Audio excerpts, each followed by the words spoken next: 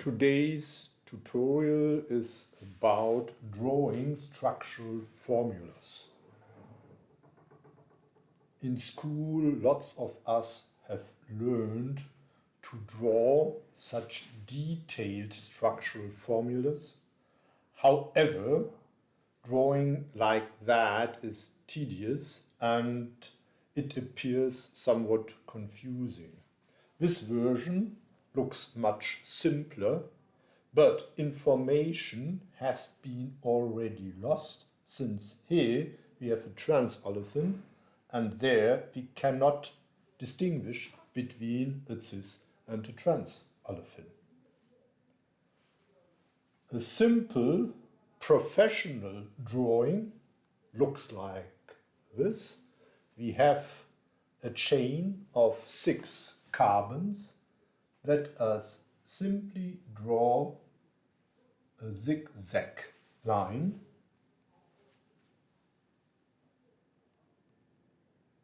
Every end point here is a carbon. We do not have to write down the carbon as a letter. And since carbon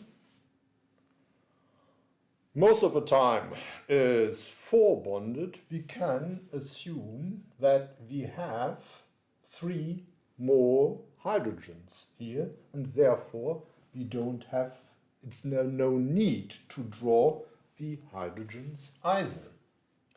So here we have an additional CH3 group.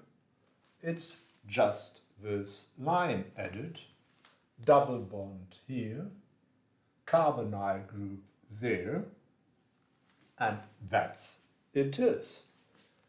All information we need is in this simple structure. Again, here, this structure is of course butane. However, we should draw that preferentially as a zigzag chain,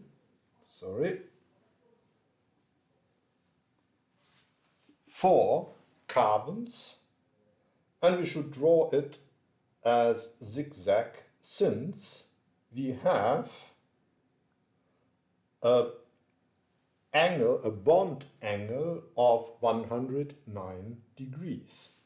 In this case, it is butene, and this has a linear geometry, so in this case it should be drawn with linear geometry. Sometimes it makes sense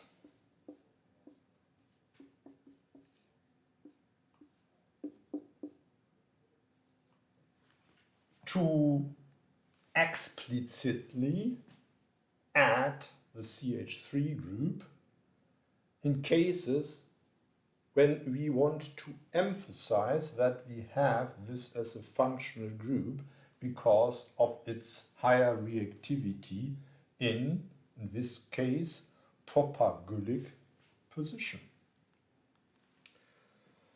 So here, 2 normal structural, already some simple structural formulas, one of benzoic acid ethyl ester, one of benzoic aldehyde. We can further simplify this structure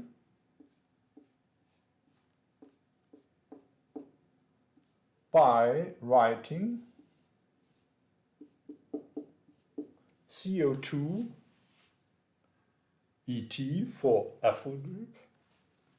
In this case, for abbreviating the aldehyde, we can write CHO. Don't use